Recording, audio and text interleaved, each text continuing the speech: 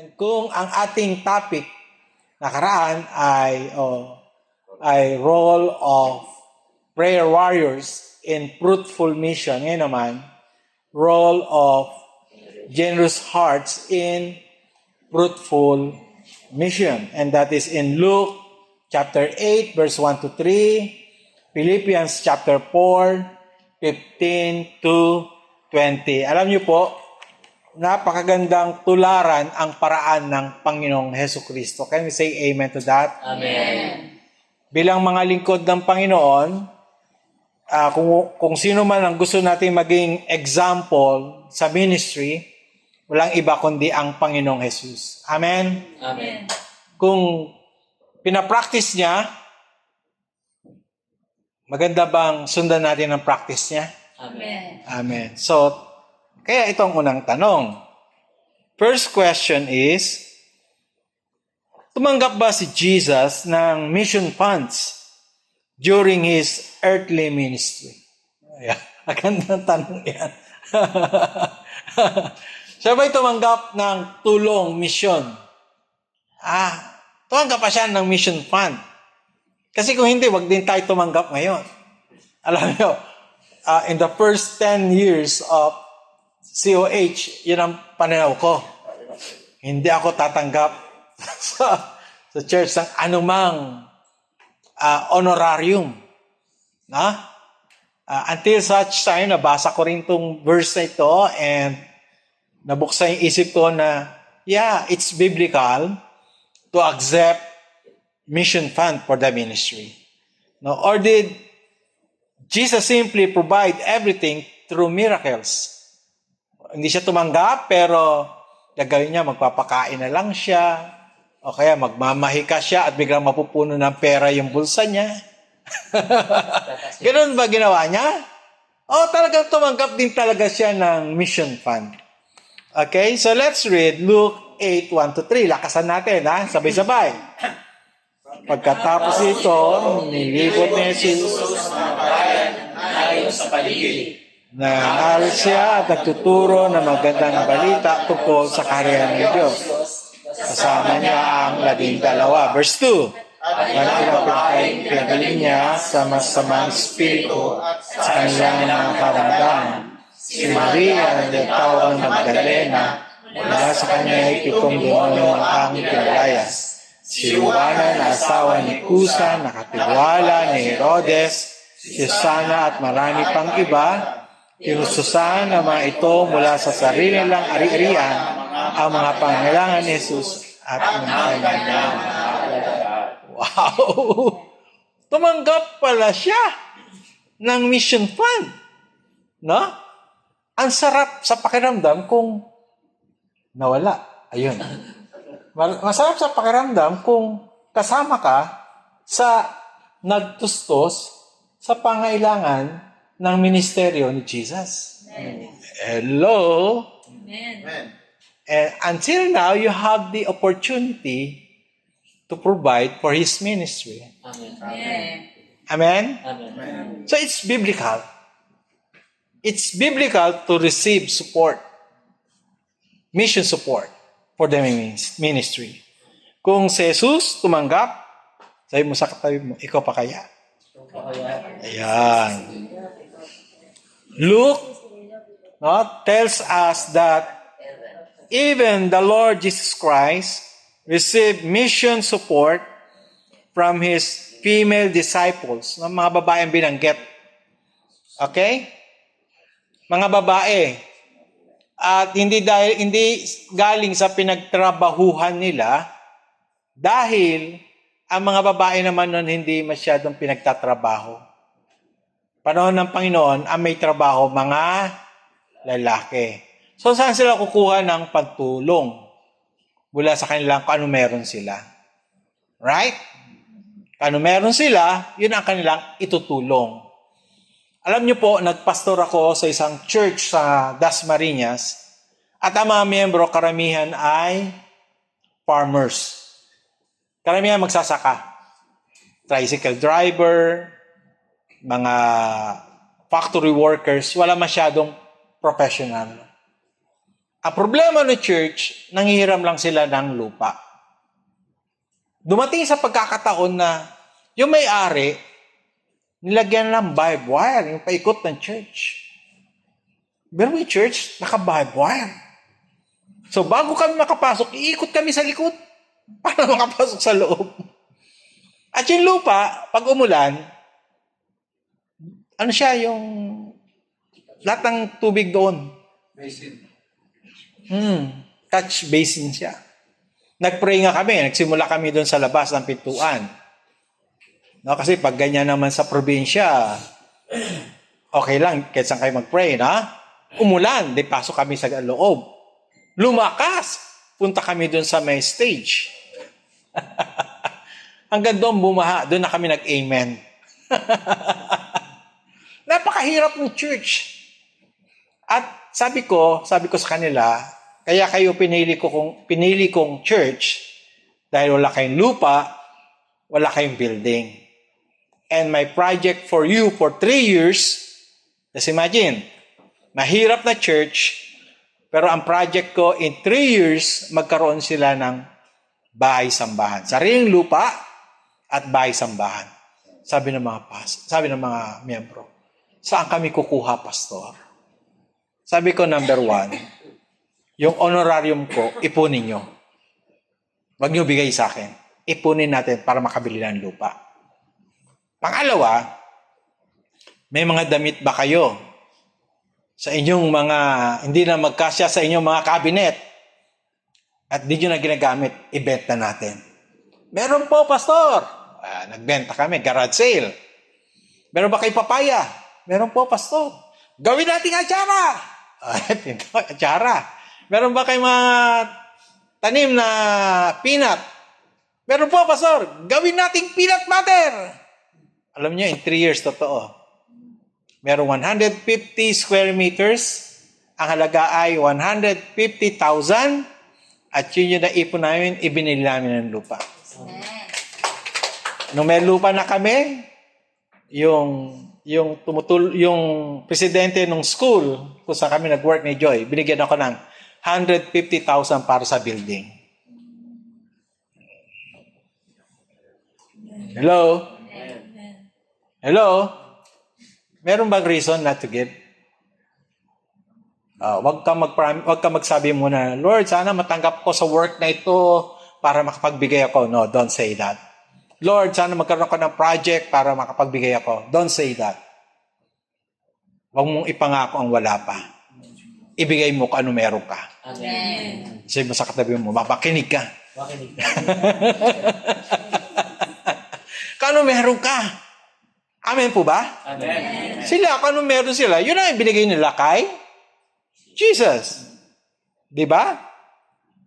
At sigurado, yung ibang disipulo, ganun din ang ginawa. Hanggang naging common practice na nila. Hindi na to usapin ng tithes to. We don't talk about tithes. Debatable yan eh. Pero this is about supporting the mission of God. Amen? Amen.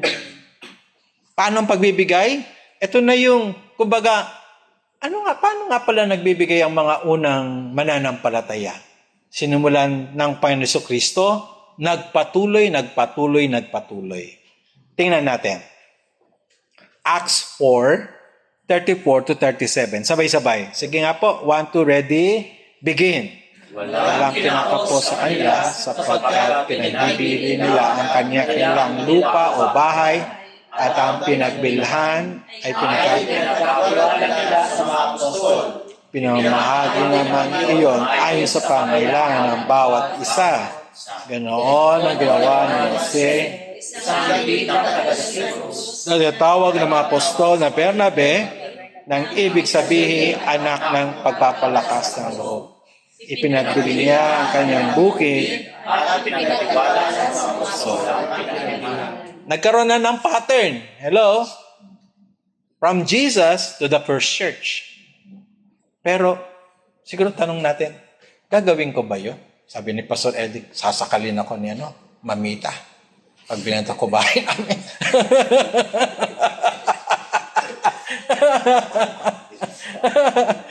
Alam niyo po, may context to. Yung mga nagbenta ng kanilang mga ari-arian, ang tawag sa kanila mga Hellenista. Kasama sila sa 3,000 na born again nung si Pedro nangaral. Okay? Hindi sila taga Jerusalem. Kung taga saan-saan sila, katulad ni Bernabe na taga Cyprus. At nung tumanggap sila kay Jesus, ito ang kanilang motto. At siguro motto nyo rin. I have decided to follow Jesus. I have decided to follow Jesus. I have decided to follow Jesus. No turning back, no turning back. Sabi nila, di na kami babalik sa lugar namin. Anin namin yung mga bukid doon. Ibebenta na lang namin. Si Barnabas, ayaw na bumalik sa Cyprus. And laki ng kanyang sakahan doon. Binenta niya at binigay sa church. Kasi gusto niya na mag-mission. Kaya nga si Barnabas, kasama ni Pablo, nag-mission. Okay? Paano yung kanyang ari-arian? Binenta niya lang at itinulong sa mga nangangailangan. Just imagine kung 3,000 ang naligtas, paano mo pakakain ang 3,000 araw-araw? Tama po ba? Di ba? Yung sa bahay nyo, hirap nyo ng pakainin eh. Pastor Ruel nga, 2 chikiting, hirap na hirap. dahil iba ang gusto eh, hindi basta kakain eh. Di ba? Gusto lagi may cake. O, mamumulubi talaga, Pastor Ruel. Di ba? So, 3,000. At hindi lang yon, araw-araw pa nagdadagdagan sila. Saan kukuha? So, may katwiran. Hindi na babalik si Barnabas sa Cyprus, bebenta niya yung kanyang ari-arian, at ibigay sa mga nangangailangan. Okay? Naging pattern na siya. Ang tawag doon, generous giving. Okay? Kapag sinabi mong New Testament giving, this is not about tithes. This is about generous giving. Sabihin nyo nga. Generous giving. Generous giving. Okay? When the Lord Jesus Christ allowed this practice, it shaped a culture of giving. May bago ng kultura ng pagbibigay among the next generation of disciples and the early church. No? Sarap magpastor nun, no? Di ba? ang dami yung pondo. Hindi na ka na maghihirap ka ng mga programa. Kasi, katulad si Barnabas, ibinibigay lahat ng kanyang pinagbilhan ng kanyang ari-arian. At ang warning ito, this is the warning. Kapag hindi mo binigay lahat, matutulad ka kay Ananias at Sapphira. Si Ananias namatay dahil sa pira. Joke lang yun. Ananias namatay dahil sa pira. Okay? So, may warning. Huwag ka naman loko. Katulad ng ginawa nila, pag pinangako mo, gawin mo. Kung ayaw mong gawin, wag ka mangako. Okay? Dahil ang Diyos naman, hindi ka pepersahin.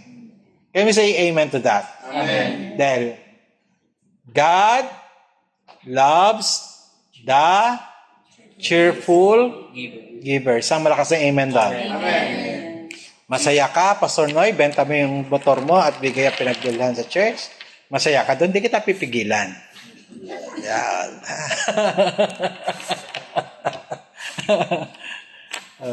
Hindi kita pipigilan, ha? Okay. Merong pattern na. Okay? Kung ang Lord Jesus ay tumanggap ng mission support, tayo pa kaya na masigit na nangangailangan ng support para sa pagmimisyon. Katulad ng pamasahe, pagkain, teaching materials, pang-upa, at iba pa. Mga kapatid, pera ay pera lang. Nabanggit ko to kanina sa kanlubang. Noong nagkasakit ako, ang tingin ko sa pera, walang halaga. Mamatay ka?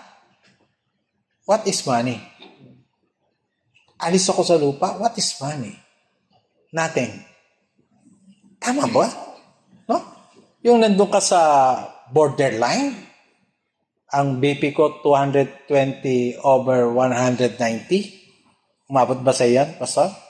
220/190? Yung pera, what is money? Walang halaga. Alam nyo, nagbigay sa akin ng lakas ng loob to continue on at maging positive kahit sa kalagayan kong yan. Yung mga pagmamahal ng mga tao na sa paligid niya. Higit yung aking wife, no? Yung kanyang love. Yung lahat ng love ng mga tao na, dati hindi prayerful. Nagkasakit ako, naging prayerful. Kahit malayo na kami rito, napunta pa rin para, bumisita. Ha? Di ba? Sila Ken, kahit gaganyan sila Ken, unang 3 araw o 4 na araw ko, sila tagabuhat sa akin, papunta ng CR. Papunta rito sa labas. Yung love, nararanasan mo. If you experience love from other people, yung pera, secondary. You will continue on because there is a community na nagmamahalan. A community na nagmamahalan. And I think, sa panahon na ito, ng church, it's not about the money. Wala nang halaga sa kanila yung pera. Diba? Wala na. Ibibigay na nila. Kasi ang mahalaga sa kanila, the community, the relationship. Can you say amen to that? Amen. No? As a church, we need to disciple our hearts so that we become generous supporters of God's mission. No? Sabi nga, nung narinig kong isa, kung kailangan ma-born again ng puso mo, sabi mo sa katabi mo nga, sige nga, kausapin mo. Kung gusto mo ma-born again ng puso mo, dapat gusto mo rin ma-born again ang bulsa mo.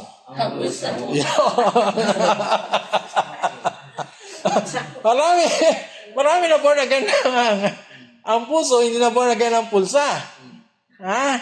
Parang yung binabautismuhan, inilulubog lang pastor dapat lahat.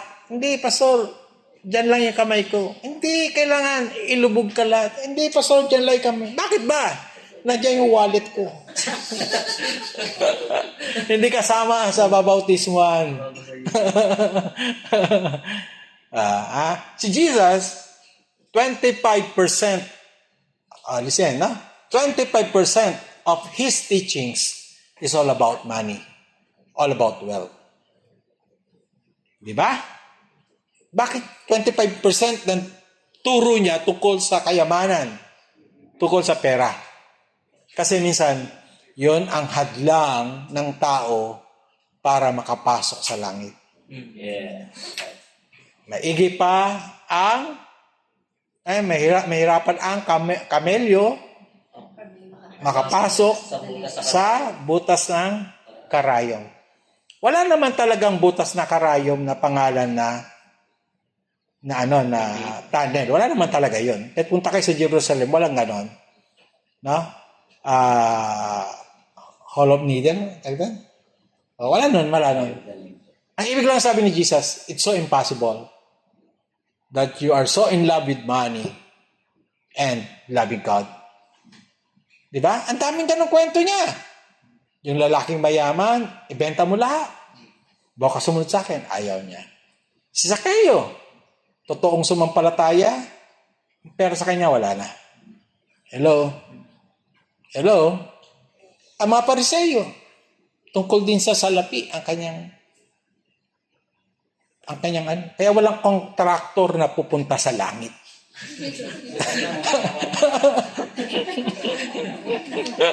Mali ba ang born again sila? Kapag ikay greedy sa pera, you cannot enter heaven. Amen. Tama po ba? Kaya si Jesus yung kanyang turo. Tukol sa pera at pananampalataya. 25%. Ngayon, kasi Jesus ay nagtuturo tungkol dito, sabi mo sa katabi mo, dapat ituro mo rin. Amen? As a church, we need to disciple our hearts so that we become generous supporters of God's mission. When mission support was unavailable, tingnan natin to. Paul supported himself while continuing his ministry, a model still common in missions today. Kung walang support, ano gagawin mo? Kung walang support, ano gagawin mo? Ito. Let's read together. Sabay-sabay. Paul introduced the tent-making ministry. He used his skill as a practical strategy to fund and sustain his mission. Amen? Di ba? Kung may calling ka talaga, lahat ng paraan gagawin mo, no? Para gawin yung calling mo. Amen. Kasi marami ngayon, pastor, na mag-work ka sa amin, sa church namin. Pag-isipan ko muna, pastor. Kailan mo pag-iisipan? Di ba? Pero pag totoo calling mo, you will not think of this. Hello? Si Pablo hindi. Hindi niya, meron ba akong pakinabang dyan? May mga, ganun, nalulungkot ako na may mga manggagawa na gagawa kung may pakinabang. Hello? Sabi mo, buti na lang hindi ikaw yun. Sabi mo sa katabi. Diba? Si Pablo, walang pera. Sige, magtrabaho ako para matustusan ang aking paglilingkod. As a mission strategy, ginamit ni Pablo yun. Naging strategy yun. Bakit? Nakilala niya si Aquila at Priscilla. Ito, literal, they are tent makers. Gumagawa ng tolda. Pero hindi pa sila mananampalataya noon. Hindi pa sila mananampalataya at hindi pa sila kasama ni Pablo sa ministry. Ang ginawa ni Pablo, sige, basahin natin. 18:1-3. Sabay-sabay po. Malakas. Pagkatapos umalis si Pablo sa Atenas at nagpunta sa Corinto. Punta sa Corinto, that's another mission field. Okay? Verse 2. Meron si Aquila, isang Hudyong taga-Ponto, at pinipalaman nito mula sa Italia. Okay, hinto. Ang pakilala ron, hindi mananampalataya, kundi isang hindi pa believer. Siya Hudyo pero hindi believer. Okay? Anong ginawa ni Pablo? Dahil wala siyang pera, okay? Umalis sila roon. Sige nga.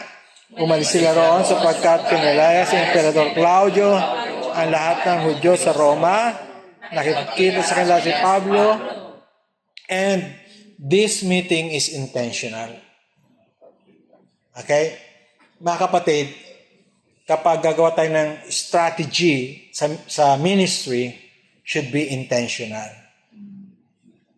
Dapat hindi tayo yung sera. Katay mo, Hanay? Sera. Sera.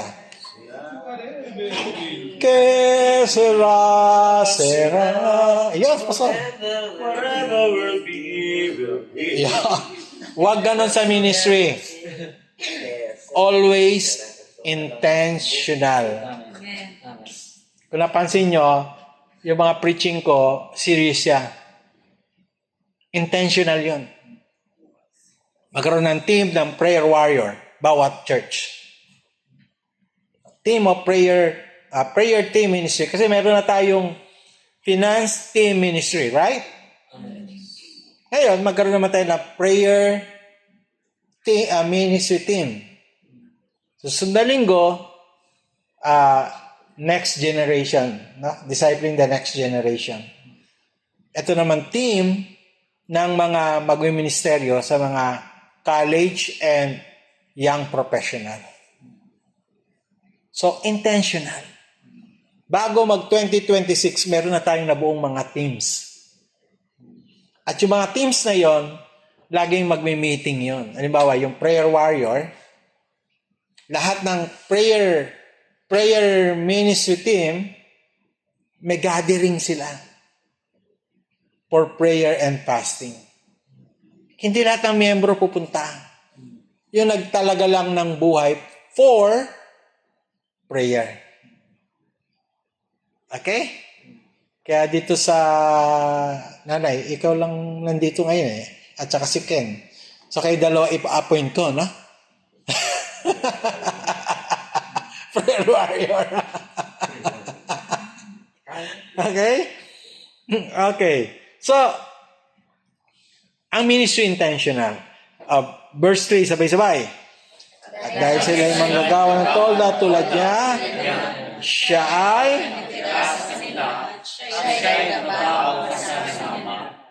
wala pang upa. Ang gagawin, makitira. Alam niyo, ako blessed. Nagkasakit ako pero dahil sa pagmamahal ng mga tao, si Mark inulok to, libre. Magkano per day to? Parang 3,500 ata per day. Ito tong kwarto na to, 3,500 per day. Pero pag buong ito, 8,000. Malaki to. Pero sabi niya, Pastor, gamitin mo. Yung therapy ko, sinagot ng isang miyembro.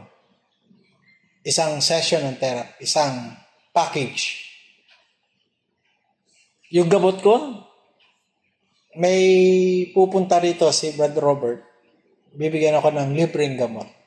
Akala ko nga carousel, yung pala sa akin pala. Wow.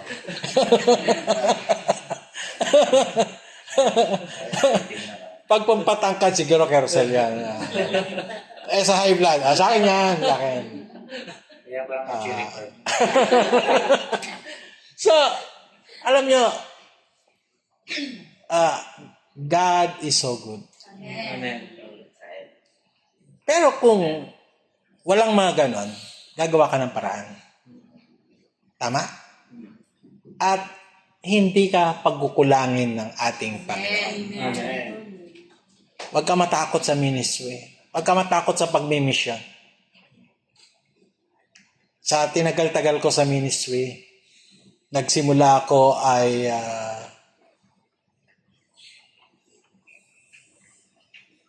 1987. Pagpasok ko ng PMI. Ano ka na? Wala pa.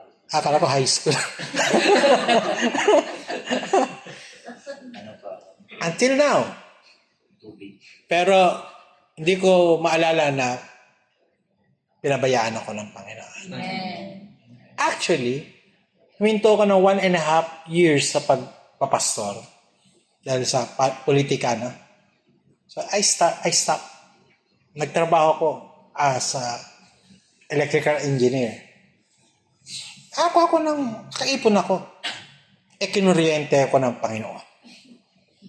Kuryente talaga ako, tagal. Ayaw ako mamatay. Sabi ko, mamamatay. Wasak-wasak na yung hawak kong tubo, pero ako buhay pa. Sabi ko, tatalon ako. Dito malun ako. Di nabuhay ako. Yung para ibabalik ako ng Lord sa pagpapastor. Ginawa ko, Lord, dahil gusto mo akong bumalik, wala akong iiwang pera sa akin. So lahat ng pera ko, savings ko, binigay ko sa church. Like, I will start zero. Simula ko nang wala. Pero, buti na lang, meron kang Diyos. Amen. Amen? Amen. May Diyos ka. At pag may Diyos ka, kumpleto ka. Amen. Amen? Amen. Pag may Diyos, kumpleto ka. Pero gumagawa ka sa sarili mo lang, mapapagod ka. But if you will work with God and work for God, Hindi ka maubusan. Amen? Like Paul, ito yung paraan ng Panginoon sa kanya. Trabaho siya. As a mission strategy, when entering a new mission field, it is important to establish connections. For Paul, ang kanilang common denominator is tent making, no?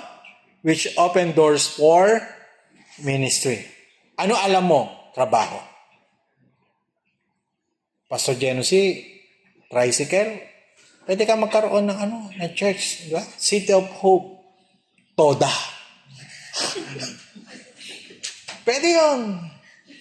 Pastor Noy, City of Hope, Angkas. Di ba? Si Rosel, City of Hope, Sumba. Yeah.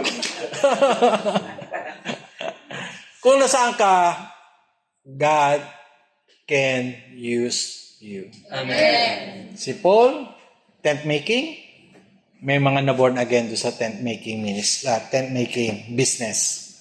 Okay? As a mission strategy, no, after building bridges, Paul shared the gospel and discipled them. Over time, they became an important part of mission team. Di ba?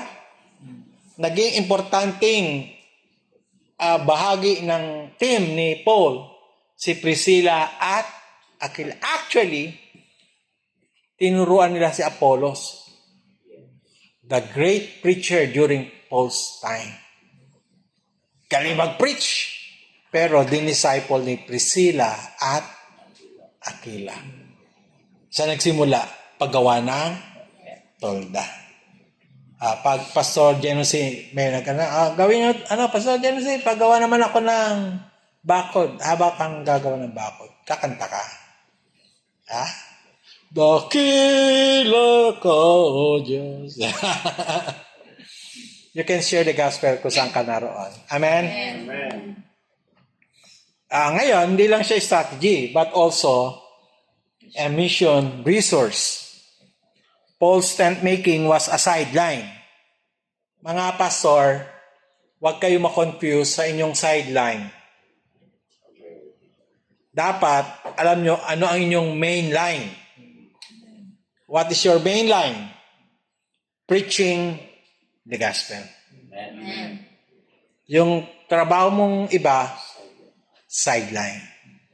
Bakit nawawala sa ministry? Kasi yung sideline nagiging main line. But nagba-backslide, yung sideline nagiging main line.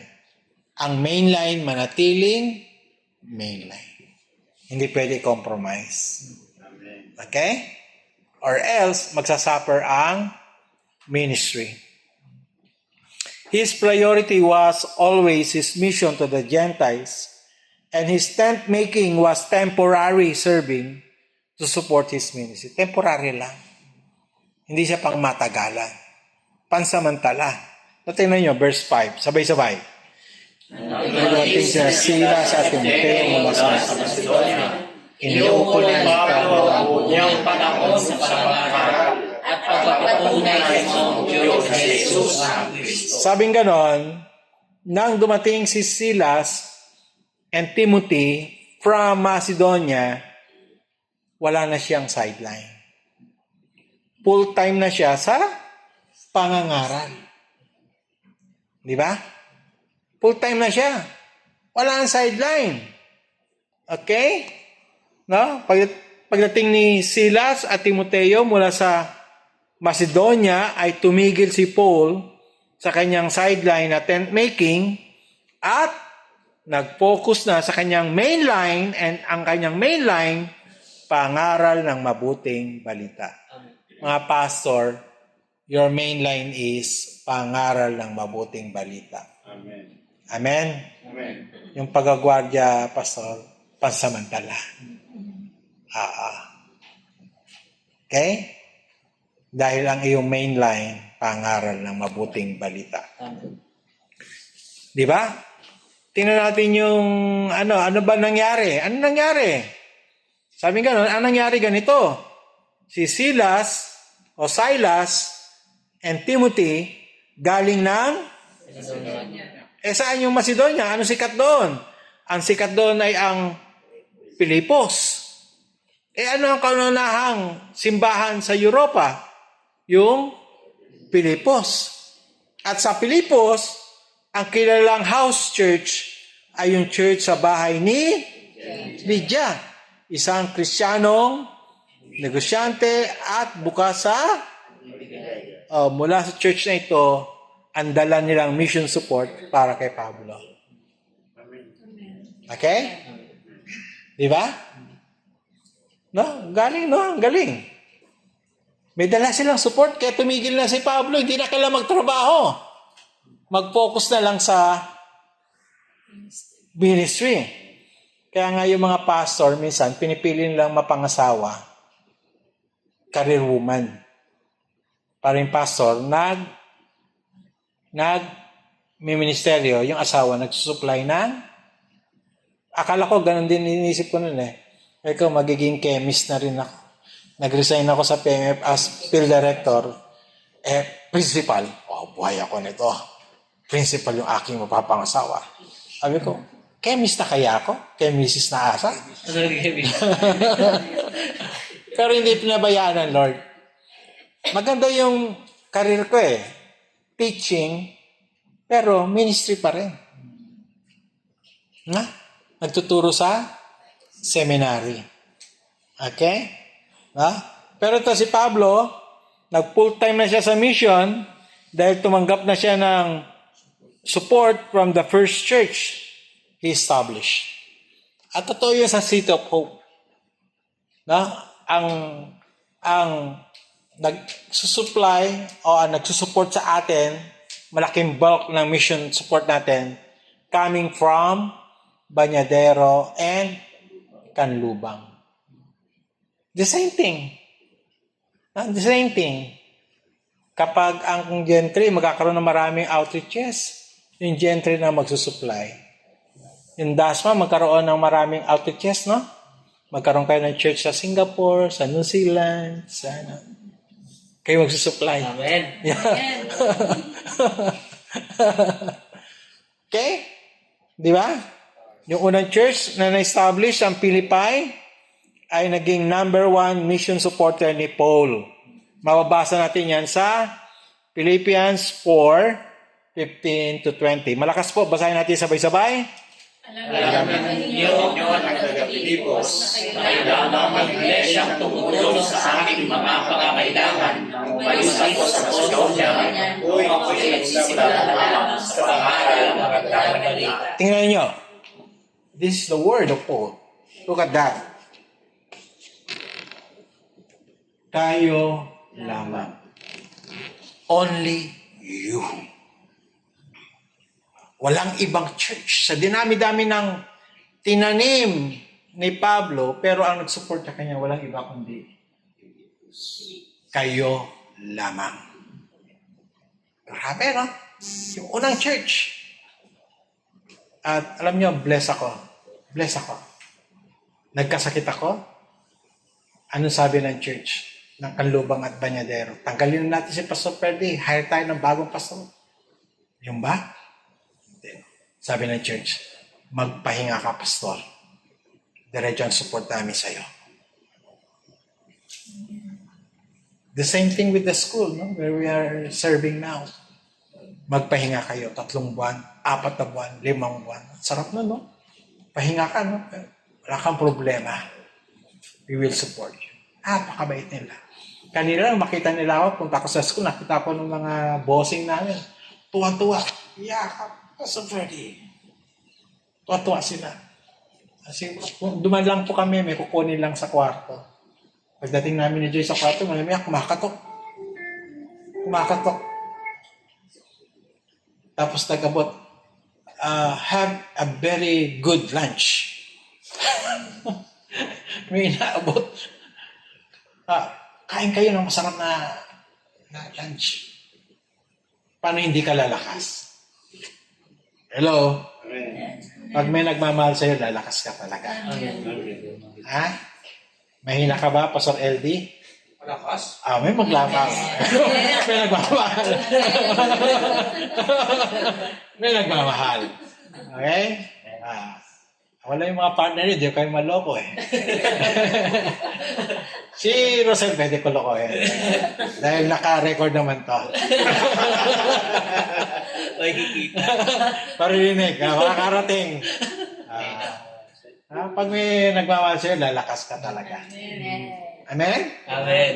Amen. And you know what? Sabi niya, kailangan church na, nag-support sa akin. Sabi niya, hindi kayo tumigil, no? In giving, no? In supporting sa akin. Sunod na verse. 16, sabay-sabay. Nung apel na sa Thessalonica na makilang ulit. Hindi minsanan. May mga nagbibigay na minsanan lang, tama? Yung pangalawa, yung mata, no? Una, nakangiti pa, pangalawa. Kasi lang hindi. Ulit-ulit. Walang sawa sa pagtulong. 17, sabay-sabay. Hindi sa nagkulang tumanggap. Kundi ang nais ko ay makatanggap kayo sa masaganang gantimpala. Amen po ba? Amen. Sabi ni Paul, ayoko hadlangan ang pagpapala sa inyo ng Panginoon. Amen. Okay? 18, sabay-sabay. Ang liyang na ito ay pagkilala sa lahat ng mga Diyos sa atin. Higit pa sa pangailangan ko ang pagtulong niyo sa akin na atin Ipapro dito. ang mga ito ay tulad ng mga pamantong sa Diyos. Mga halaya na nagtanggap-tanggap at nagdudulog sa Kanya. Dalawang bagay. Una, sabi ni Paul, ito ang resibo. Okay? Nagbigay kayo, this is the receipt. Katibayan na tinanggap ko. Pangalawa, sabi niya, what you did to me is worship. Amen. Your worship to God. If you're supporting mission, then you are worshiping God. Amen. Okay? Ang worship, hindi lang ito. Ang worship, kahit ang iyong bulsa, sumasamba. Kung kailangan ma-born again, kailangan din mag-worship. Kailangan mag-worship. Okay? And then, next verse, 19, sabay-sabay. At buhat sa hindi mauubos sa kayamanan ng Diyos, ibibigay niya ang lahat ng inyong kailangan sa pamamagitan ng Kristo Jesus. Grabe, no? May promise. Yung tulong mo, pwede maubos. Pero yung balik sa'yo ng Diyos, hindi maubos na kayamanan. No? Mula sa kayamanan ng Diyos na walang humpay. Walang tigil. Saan ka pa? Pagpunta ka ng Jollibee, ikain mo yung 200 mo. Tama? Mabubusog ka. Pag uwi mo, ilalabas mo. Wala na. Gutom ka na ulit. But if you will support for the mission of God, ang blessing niya sa'yo, ang promise niya sa'yo from dito. Hindi sa central bank. Maubos din yun. Sino yun nagtatago? Huwag na natin banggitin yung pangalan. Kahit may bilyones yun. Maglipat na siya, maglipat ng bansa, maubos din yun. But our supply will never end. Amen. Amen? Amen. Hindi maubos. Okay, purihin ang ating Diyos at Ama magpakailanman. Amen. Amen. Ano yung principle na dapat nating matutunan? Number 1, let's read together.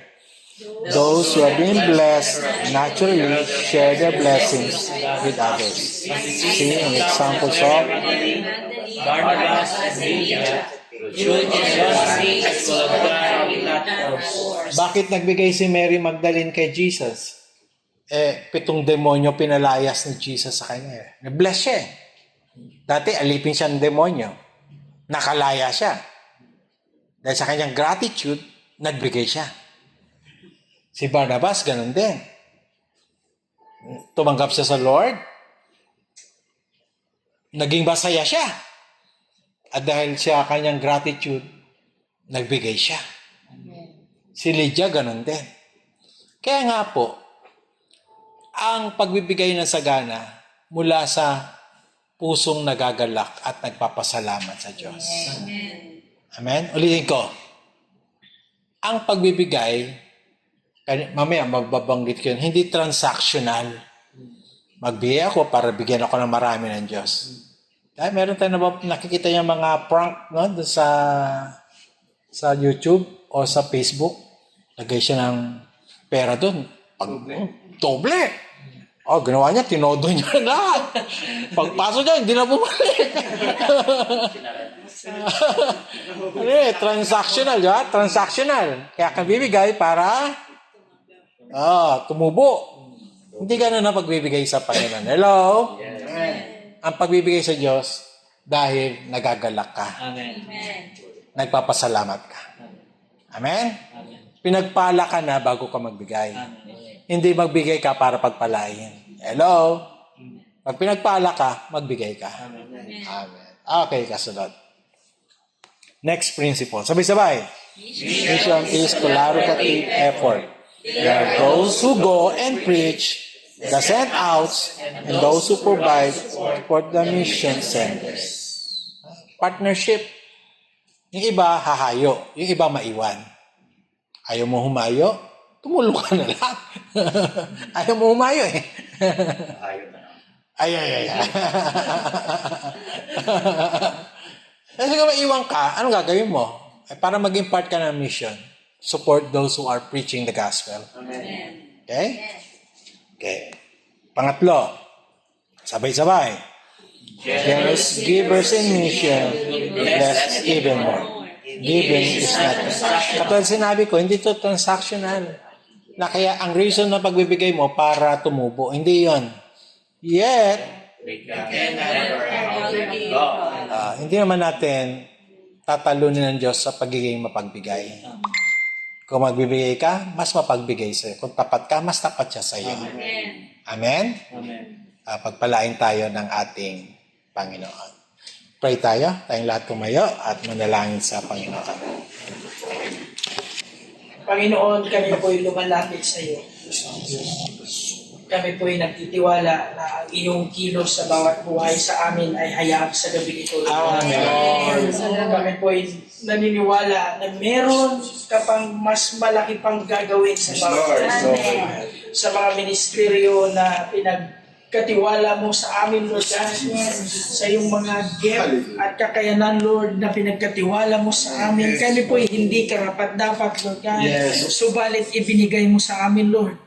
Ibinigay mo sa amin ang iyong anointing at kapangyarihan. Upang kami po'y iyong maging kasangkapan, Lord God, sa mga panahong ito, Lord, na ipahayag ang iyong ibanghilyo, Lord God. Tulungan mo at turuan mo kami, Lord God, na sa unti-unti, Lord God, mas lumalim pa kami at mas maging katulad mo pa, Panginoon Jesus. Wala kaming ibang pangarap, wala kaming ibang dalangin sa gabing ito, Lord God. Ibigay mo sa amin, ipagkaloob mo sa amin kung ano ang nararapat, Lord God, sa iyong pagkatawag sa bawat isa. Yes, Lord, hayaan Lord. mo na maging ang aming mga pinagkatiwalang resources ay magamit mo rin, Lord God, sa iyong gawain. Amen, At Panginoon. maibigay namin, Lord God, ang nararapat at ang puso namin, Lord God, sa gabing ito ay magkaroon ng total na pagbabago sa pag-unawa, Amen, Lord God, Panginoon. sa pag-support, Panginoon, sa iyong gawain. Yes, Lord. Maging materially, physically, emotionally, at maging spiritually, Lord. Amen, Pagpalain Panginoon. mo ang bawat isa. At salamat, Lord God, sa iyong pagsama sa amin sa gabing ito. Salamat sa revelation, salamat sa kaalaman na mula sa iyo, Lord God, na ibinuhos sa bawat isa sa amin sa gabing ito. Yes. Pinupuri ka namin, sinasamba ka namin sa iyong pangalan, Panginoong Isus. Panginoon, sa inyo po ang pinakamataas na pagluluwalhati, Panginoon. Iparanas niyo po sa bawat isa sa amin ang inyong pong mayamang basbas na nawa ang pag-ibig ng Diyos Ama, ang biyaya at habag ng Panginoong Jesucristo, at ang pakikipisan ng banal na Espiritu ay sumaamin nawang lahat, ngayon at magpakailanman. Amen. Lahat ng papuri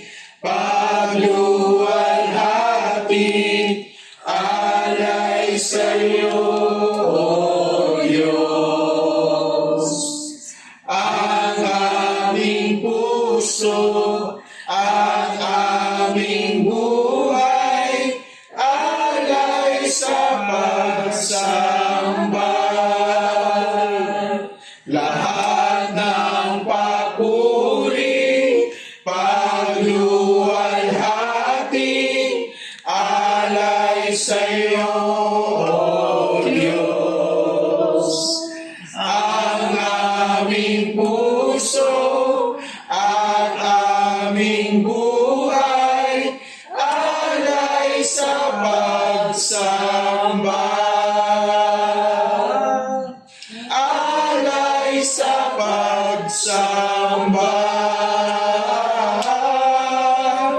Alay sa pagsamba. Amen. Bago sa picture taking announcement,